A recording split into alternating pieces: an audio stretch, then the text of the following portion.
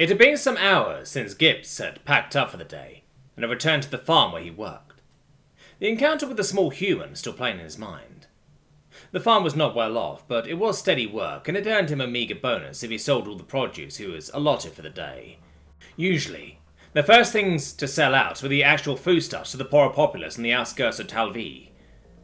Kwani bowls were always the last to sell, their price being almost prohibitively expensive, even when well past their prime.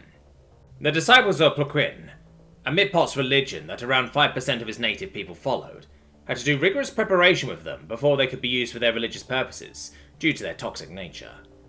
However, more often than not, it was purchased for more nefarious reasons, due to their toxicity.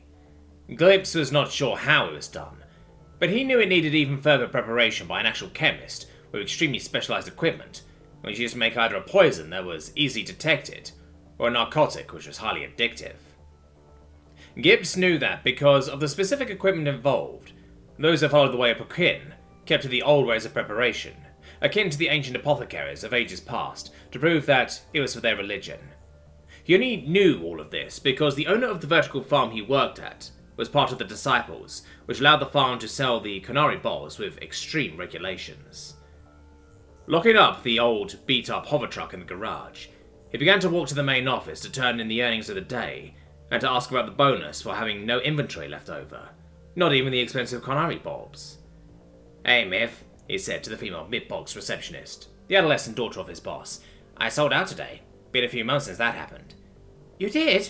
she exclaimed excitedly. "That's good. I'll have to go over your books and revenue, but I think you should be alright.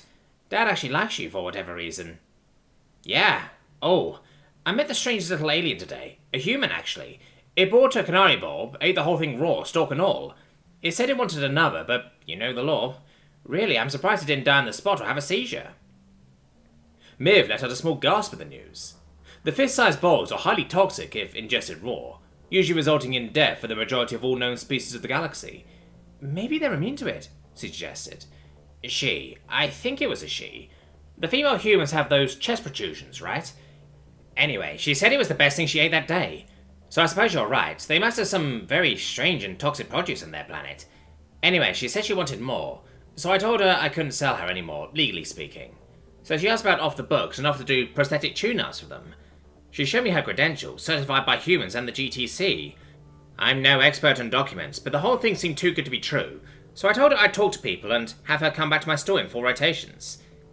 "That does sound too good to be true," Miss said, excitedly in agreement. Canary bulbs, though expensive, were not nearly so much as a tune-up for a prosthetic. The bulbs, even ultimately grown in every possible way, the best of the best, no flaws nor blemishes, the highest weight and concentration of toxicity, would be at least 10 times less than the most basic tune-up procedure for a prosthetic. "I know, right? Anyway, she seems so desperate for more, I think it's at least worth a look," Gibbs said.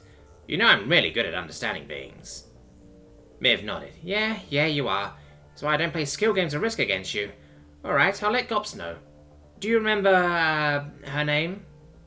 Gibbs thought about it. No, but I'll know it if I see it. Her name was all funny looking and didn't make any sense. Miv nodded again. Okay, I'll look on the net for a new human prosthesist. She shouldn't be too hard to find.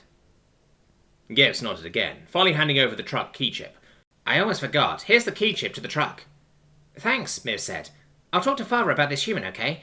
Another thing, if the inventory and money check out, you'll get your bonus not this pay period, but the next one. Sorry. Yes, I know, he said to the adolescent. Tell your father it's always a pleasure working for him. Miv nodded once more, watching the male leave. Her father would be livid if he could read her thoughts at that moment. Selena Thomas was absolutely frustrated. Nothing she drafted for the moving company felt right, as she tried to put her personal things away. Finally deciding to truly unpack everything, she was using a speech-to-text feature of her phone as she worked to draft a medical legal document. The payback through the speakers she set up prior was suboptimal. She'd have to experiment later with different angles to get the sound system working to her liking. Ugh, this is pointless, she said, tossing some close to the side then going back downstairs. Finally sitting in front of her monitor, she began to draft, using something akin to public domain access to look at MIPOS written EULAs and her own legal experience to probably draft something worthwhile. Hours later, she submitted the draft to Edgar, hoping it would be enough for his legal experts to fill in the blanks to adjust. Moments later, she was dinged with a notification. The vidmail she sent out to her mother was approved and finally sent out system, with a bill automatically deducted from her registered account. With a look of horror, Selena quickly checked her credit account and found that it was as close to zero without being negative as it could possibly go in the local currency. I really need to get some jobs, she said to herself in a defeated voice. Another pop-up notification alerted her to the completion of her diagnostic routines for her 4 prosthetics. Finally, she said, as she looked over all the error codes. Well, she said, slumping over in absolute defeat, I've got my work cut out for me. She then began the long, tedious process of repairing and realignment of her travel prosthetics. It was not until very much later, well past when she should have been asleep for the next day, that Miv found something on the mysterious human that Gibbs had spoken about. It was a minutes-old new personnel listing that stated it had to be announced pending contract with Vilpeg Movers. Researching the moving company revealed its slogan, "We'll move anything from anywhere within Tal V, and our techs will make sure it works on arrival, or your credit's back." This human female, Miv thought, seemed actually on the up and up. Very much so that looking to her seemed a wise business venture. She would have to tell her father about it in the morning. Perhaps he would even forgive her for going to sleep so absolutely late. It was doubtful, was her final, coherent thought.